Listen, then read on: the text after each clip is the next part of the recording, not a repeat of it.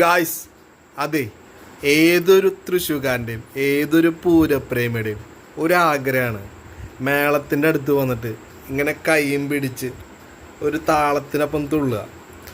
അത് നമ്മുടെ നാടും വീടും വിട്ട് പ്രവാസ ലോകത്ത് ജീവിക്കുന്ന ഏതൊരു പൂരപ്രേമിക്കും ഡെഡിക്കേറ്റ് ചെയ്യണം.